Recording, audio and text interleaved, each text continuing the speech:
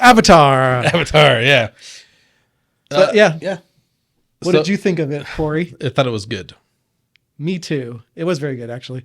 All right, let us know what you thought of Avatar. The end. That's how we wrap up a 3-hour movie talking about it. It was good. Yeah, no, I think I mentioned this before in my kind of direct out of the theater review. If not, maybe I mentioned it in a previous video. I don't recall for sure, but I did take my eldest son, Cameron, when the original Avatar came out 13 years ago, saw that opening night. And so this new one came out and I was like, hey man, I want to take my whole family. And we saw the re-release of Avatar a few months ago, back in October, I think. And we took the 2 younger boys who had never seen all of Avatar. And Joseph, our youngest, said it was his favorite movie he's ever seen. That's awesome. So I was like, man, I definitely need to take them all to see the new one. And his response afterwards was, now this is his favorite movie, and the original Avatar is his second favorite movie. That's awesome. So, I mean, the kids loved it. I mean, Amber and I loved it too, of course. Yeah. Like you were saying, visually, it's still stunning and amazing.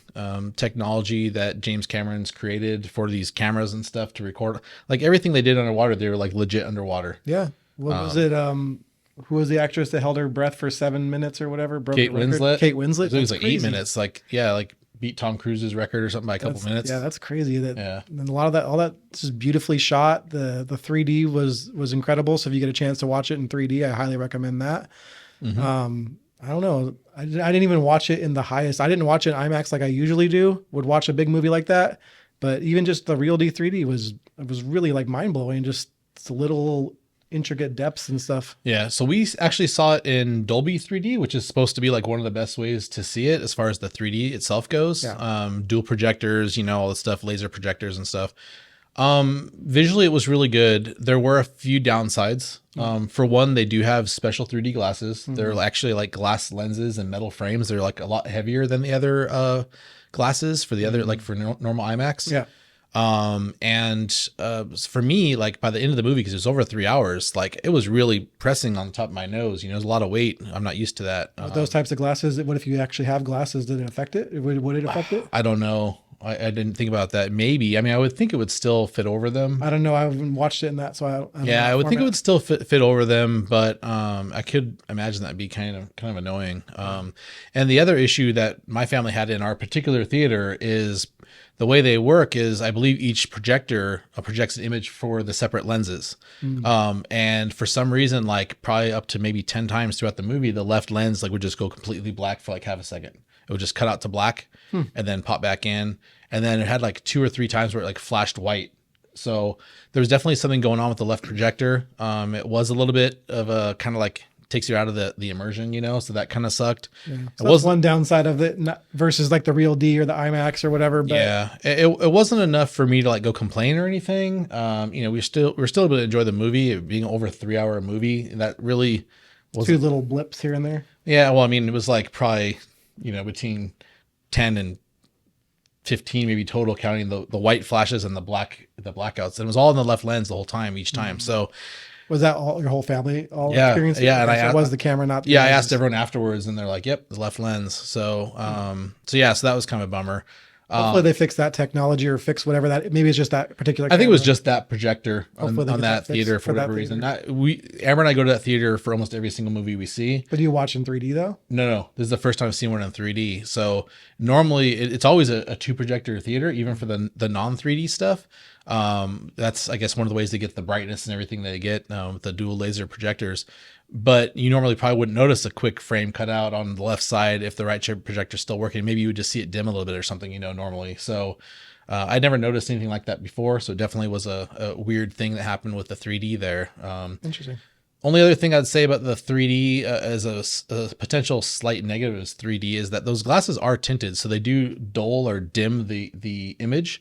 And I noticed I would take my glasses off occasionally and look, and it's significantly more bright without the glasses on. And I think that's for almost any 3D because they all have a slight tint to them, like a gray tint. So I actually kind of want to go back and see it in 2D just to see how bright and vibrant it is. Because that's one thing about the movie. It's got so many beautiful bright colors and, iridescence and things.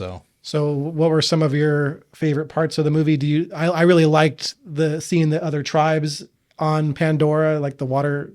I don't even remember the name of the tribe, to be honest, but the tribe that Makaina, Makaina. yeah. Okay. Yeah. Yeah. The tribe that deals with the water elements and, everything like it's just interesting because they're slightly different shade of color. They're not blue. They're more of a greenish. Yeah. Like tint. turquoise or, something like that. Or Interesting to see. aquamarine. It's just kind of like different, just on Earth. And they evolve differently too, right? They got different tails. They have like a flat tail to help them swim. I think they have like webbed fingers and toes. Yeah.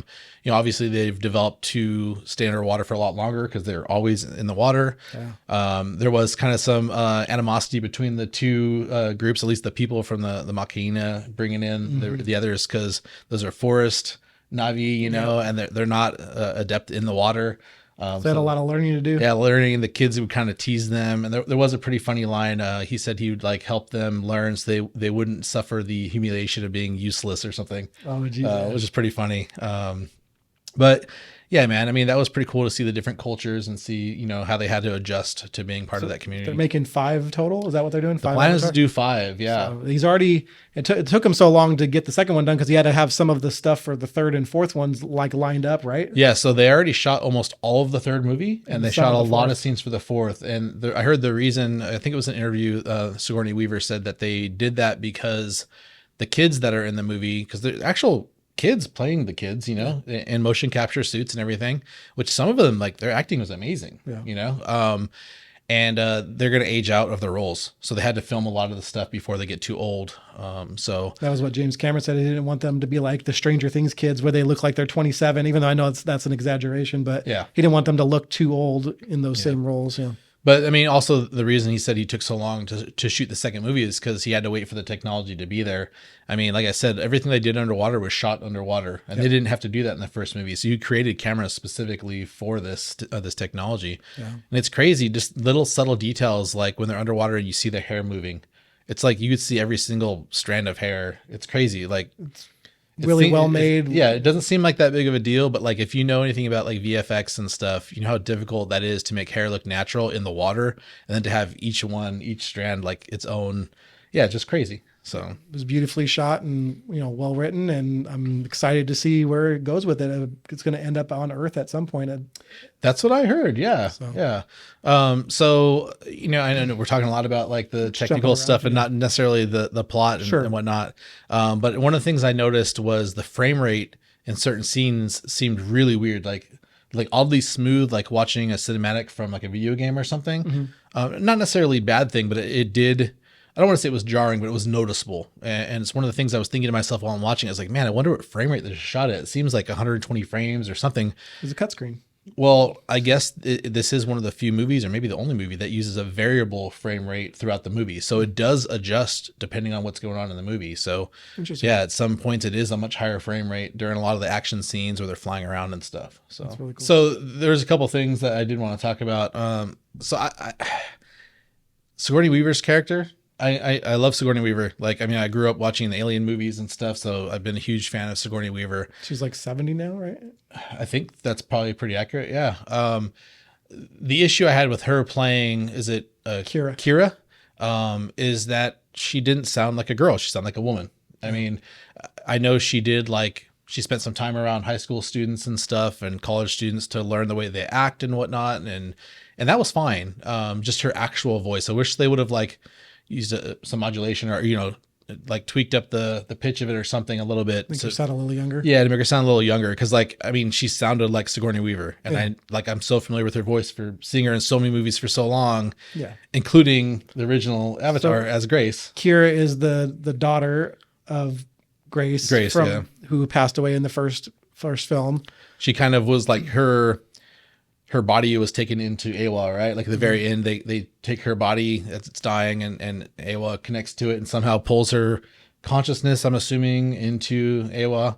Yeah. And then we find out later on in this movie that her avatar is pregnant. Yep. We don't know for sure. I mean, I'm sure they'll reveal it at some point, but we don't know. Is it Immaculate Conception? And who's the father? Yeah. So I would say even if it is Eywa, there probably was some sort of biological thing, right? So it wouldn't necessarily be like Immaculate Conception. There was some physical connection between Eywa and her avatar. But they also tease that it was Norm. Like the other kids are teasing Kira that her dad is Norm. Because he kind of flirts with Sigourney Weaver. Yeah, I in a mean, if you video. watch that movie, I mean, he definitely. I think it's like an educational thing, right? He's like attracted to her education and her training and whatnot. But I feel like it being the father being AWOL would just be kind of too practical, like not practical, but too On the nose. predictable. Yeah, Predictable. That's what I'm looking for. Yeah, like everyone would expect that, right? Like But that's she kinda has what some it is. pretty crazy power. She's basically like kind of like she's very connected, like almost godlike. Yeah, in a way. somehow she could kind of control some she stuff. hold her Yeah. breath like forever. Yeah, they're like, where'd she go? And she's like still underwater, and the other ones are like having to go back up for air. And she definitely can kind of control some of the animals somehow. Like she was breathing like with the grass and everything was like moving with her as she was laying down. Like I don't know, something. There's definitely she's going to be definitely one of the main characters in the future movies. I mean, see where her story goes. It should be interesting. Yeah. And then I was pleasantly surprised by the character Spider, who was a human baby that couldn't go into the like the chambers Like to the deep sleep. yeah, or the whatever. deep sleep, whatever they call it, Cryo. cryo, yeah, to go back to Earth when they left. So he had to stay behind with the people who were still on Pandora, and he kind of like he adopts the Sully family, right? Yeah. And becomes kind of like one of their kids. Yep. Out there and wild and crazy. Yeah, you know, I didn't think I was going to care for that character, but I really liked his character in the movie a lot. Him and Kira are very connected, so we should see what goes on with them, and Yeah. should be interesting. Yep. But man, like you were saying, just the special effects are, you know, amazing again. A lot of the new animals and stuff they introduce are really cool. There's a cool relationship between one of the sons and this giant whale, which I can't remember what they're called, but that was kind of cool. Yeah, I don't remember either. Super smart. Just, you know, kind of rogue whale helps them out, which is pretty fun. Yeah. There's a whole like whaling like side story kind of going on during it. There's a lot of crazy, interesting stories that he has going on. Yeah. I mean, it makes sense because James Cameron's like really big into the ocean. So this movie was right up his alley, you know? I mean, built his own submarine to go down to the bottom of the Mariana Trench. It's crazy. Yeah. But anyways, I think I've said enough. I don't really know what else to say about the movie. It was very entertaining. Check Great it out. special effects. Check it out if you get a chance. I would say try to see it a couple times if you can. See it in 3D once and then maybe 2D if you want to see the And difference. 4D, why not? See it in 4D. I'm waiting for the 6D. That hasn't happened yet. I don't know what that means. I just made that up. I'm gonna give you the D, The 1D. the 1D. That's 1D too many, I think. Anyway, Got that. It's not gonna cut. Dang it. Anyways, like Doug already said, I'm gonna say again, if you get a chance to check it out, let us know in the comments down below how you enjoyed the movie. thanks guys. Have a James Cameron day. Have I don't know what to say. have a waterful day. Waterfall. Have a I don't know, man. Just have a good one. Just enjoy your day. Have a marvelous day. Have a marvelous day. Yeah, why not? We love Marvel. Have a marvelous day. Bye guys. Bye.